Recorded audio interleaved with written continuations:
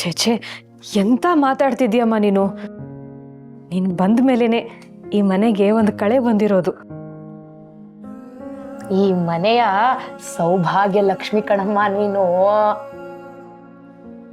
ನಮ್ಮ ವೆಂಕಟನಾಥನು ಸಂಸಾರಿ ಆದ್ನಲ್ಲ ಅಂತ ನಮ್ಮ ಮನಸ್ಸು ನಿರಾಳ ಆಗೋದಕ್ಕೆ ನೀನೇ ಕಾರಣ. ಇನ್ನು ಈ ಆಸ್ತಿ ಭಾಗ ಇದೇನು ಹೊಸದಲ್ಲಮ್ಮ, ಇದು ಎಲ್ಲಾರ ಕುಟುಂಬದಲ್ಲೂ ಇದ್ದಿದ್ದೆ.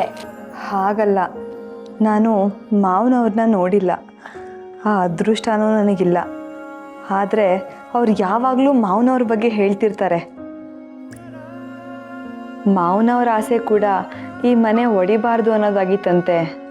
ಸರಸ್ವತಿ, ಮನಸ್ಸುಗಳು ಒಡೆದಾಗ್ಲೇ ಮನೆ ಒಡೀತು ಅನ್ನೋದು. ಈಗ ಎಲ್ಲರೂ ಅನ್ಯೋನ್ಯವಾಗೇ ಇದ್ದೀವಲ್ಲ. ಹೌದಮ್ಮ, ಗುರುಗಳ ಆದೇಶದಿಂದ ನಾವು ಬೇರೆ ಹೋಗ್ಬೋದು. ಆದರೆ ಈ ಆಸ್ತಿ ಹಾಗೆ ಇರಬೇಕು, ಆಗಲೇ ನಾವು ಒಂದಾಗಿದ್ದೀವಿ ಅನ್ನೋ ಭಾವನೆ ಬರೋದು.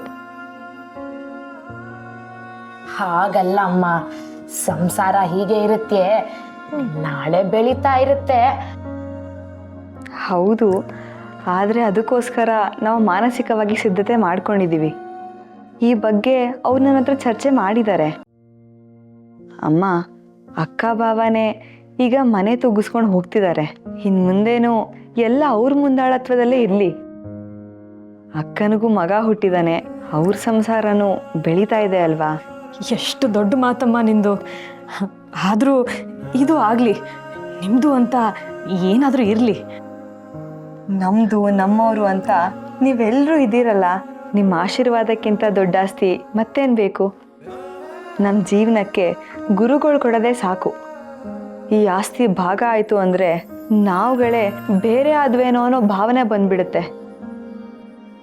ದಯವಿಟ್ಟು ಆ ರೀತಿ ಆಗೋದು ಬೇಡ. ಮಾವನವ್ರ ಆಸೆನ ಉಳಿಸೋಣ. ಇದು ತಲೆ ತಲಾಂತರಕ್ಕೂ ಹೀಗೆ ಇರಲಿ. ನಾನೇನಾದರೂ ತಪ್ಪು ಮಾತಾಡಿದರೆ ದಯವಿಟ್ಟು ಕ್ಷಮಿಸ್ಬಿಡಿ. ಅಯ್ಯೋ ಅಮ್ಮ, ಸರಸ್ವತಿ ಹೇಳ್ತಾ ಇರೋದು ಸರಿಯಾಗಿದೆ.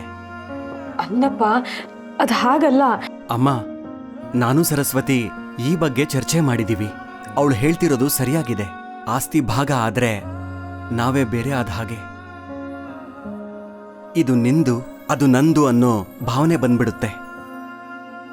ಎಲ್ಲರೂ ಒಂದಾಗಿದ್ದೀವಿ ಅನ್ನೋದ್ರಲ್ಲಿ ಆನಂದ ಇದೆ. ಈ ಆನಂದ ಹೀಗೆ ಇರ್ಲಿ. ಇದ್ರ ಬಗ್ಗೆ ನಿನಗೂ ಅಣ್ಣನಿಗೂ ಚಿಂತೆ ಬೇಡ. ನನಗೆ ಗುರು ಎಲ್ಲಾ ವಿಷಯದಲ್ಲೂ ಅಣ್ಣನಾಗಿರ್ಬೇಕು. ಅತ್ತಿಗೆ ನಿನ್ನ ಹಾಗೆ ತಾಯಿ ಸ್ಥಾನದಲ್ಲಿರ್ಬೇಕು. ಅದು ಯಾವತ್ತಿಗೂ ದೂರ ಆಗೋದು ಬೇಡ. ಮುಖ್ಯವಾಗಿ ನೀನು ಸಂತೋಷವಾಗಿರ್ಬೇಕಮ್ಮ. ನಿನ್ನ ಮಕ್ಕಳು ಒಂದಾಗಿದ್ದಾರೆ ಅನ್ನೋ ಭಾವ ನಿನಗೆ ಸದಾ ಇರಬೇಕು. ಇದೇನು ನಾವು ಮಾಡ್ತಾ ಇರೋ ತ್ಯಾಗ ಅಲ್ಲ, ನಮ್ಮ ಕರ್ತವ್ಯ.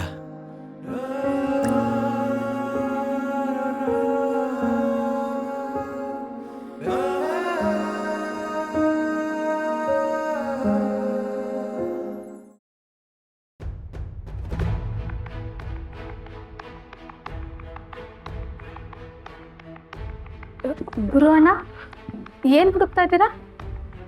ದೇವ್ರ ಮುಂದೆ ಇಟ್ಟ ಪತ್ರ ಕಾಣ್ತಿಲ್ಲ, ಅದನ್ನೇ ಹುಡುಕ್ತಿದ್ದೀನಿ. ದೇವ್ರೆ ದೇವ್ರ ಮುಂದೆ ಇಟ್ಟಿದ್ದ ಪತ್ರ ಕಾಣ್ತಿಲ್ವಾ? ಅದನ್ನ ಯಾರು ಮುಟ್ಟೋಕ್ ಸಾಧ್ಯನೇ ಇಲ್ಲ. ಏನು ನಡೀತಾ ಇದೆ ಈ ಮನೆಯಲ್ಲಿ? ಅದನ್ನೇ ನೋಡ್ತಾ ಇದ್ದೀನಿ. ಈ ಮನೇಲಿ ಆಗಾಗ ವಿಚಿತ್ರಗಳು ನಡೀತಾನೆ ಇದೆ. ನೀವು ಹೇಳೋದು ಸತ್ಯ ಗುರು ಅಣ್ಣ. ಈ ರೀತಿ ಹೇಳ್ತೀನಿ ಅಂತ ನೀವು ತಪ್ಪು ತಿಳ್ಕೋಬಾರ್ದು. ಅದೇನು ಹೇಳು ರಾಧಕ್ಕ?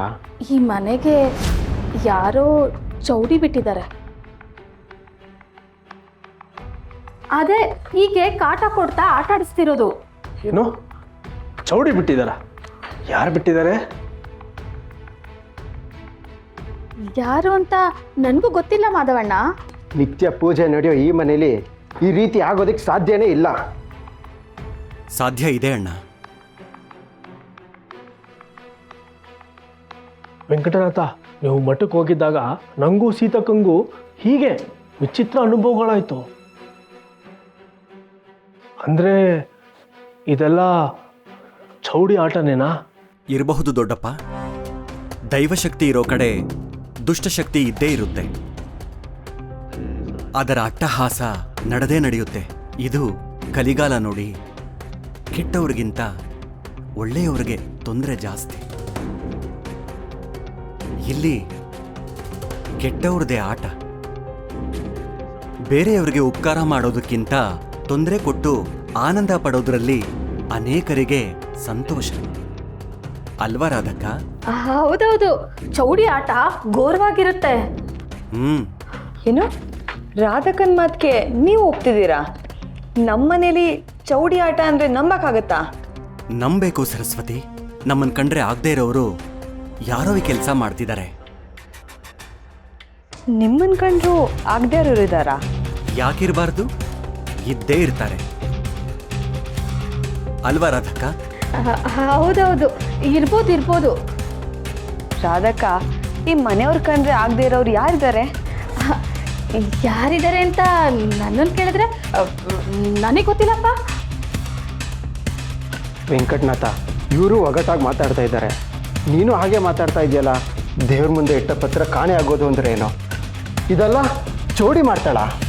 ಯಾಕೆ ಮಾಡಬಾರ್ದು? ಚೌಡಿ ಈ ಮನೆಗೆ ಬಂದಿರೋದೇ ನಮಗೆಲ್ಲ ಕೆಟ್ಟದ್ ಮಾಡೋದಕ್ಕೆ. ಈಗ ಅದು ಬಿಟ್ರೆ ಅವಳಿಗೇನೂ ಕೆಲಸ ಇಲ್ಲ ಅಲ್ವಾ ರಾಧಕ್ಕ? ಹೌದು, ಚೌಡಿ ಆಟ ಒಂದಾ ಎರಡಾ? ಅವಳ ಆಟನ ನಾನು ನೋಡ್ತಾನೇ ಇದ್ದೀನಿ.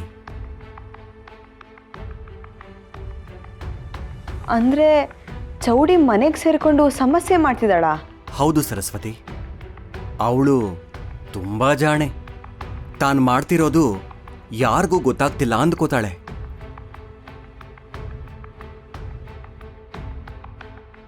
ಸತ್ಯ ಹೇಳ್ತೀನಿ ಕೇಳಿ. ಈ ಮನೆಯಲ್ಲಿ ಚೌಡಿ ಆಟ ಶುರುವಾಗಿ ತುಂಬಾ ದಿನಗಳೇ ಆಯ್ತು. ಅಂದ್ರೆ ನಾನು ದೇವ್ರ ಮುಂದೆ ಇಟ್ಟ ಪತ್ರ ಕಾಣೆ ಆಗೋದಕ್ಕೂ ಚೌಡಿನೇನ ಕಾರಣ? ಇರಬಹುದು ಅಣ್ಣ. ಚೌಡಿ ಏನೇನು ಮಾಡ್ತಾಳೆ ಅಂತ ನಿಮಗೇನು ಗೊತ್ತು? ನನಗೆ ಚೆನ್ನಾಗಿ ಗೊತ್ತು. ಎಲ್ಲ ಗೊತ್ತಿರೋ ನೀನು ಅವಳನ್ನ ತಡೆಯೋದು ಹೇಗೆ ಅಂತ ಯೋಚನೆ ಮಾಡ್ಬೇಕು ತಾನೆ? ಯೋಚನೆ ಮಾಡಿ ನಿರ್ಧಾರಕ್ಕೆ ಬಂದಾಯ್ತು ಅಣ್ಣ. ಇನ್ನು ಸುಮ್ಮನೆ ಇದ್ರೆ ಸರಿ ಹೋಗೋದಿಲ್ಲ. ಹೋಗ್ಲಿ ಬಿಡು, ಆ ಪತ್ರದ ಅವಶ್ಯಕತೆ ಈಗ ಸದ್ಯಕ್ಕಿಲ್ಲ. ಪತ್ರದ ಅವಶ್ಯಕತೆ ಇಲ್ಲ, ಆದ್ರೆ ನಿನಗೆ ಆ ಪತ್ರ ಸಿಗಲೇಬೇಕು. ಇವತ್ತು ರಾತ್ರಿ ಆ ಚೌಡಿ ಆಟ ಏನು ಅಂತ ಕಂಡು ಹಿಡಿದು ನಿಮಗೆಲ್ಲ ತೋರಿಸ್ತೀನಿ. ನೋಡ್ತಾ ಇರಿ.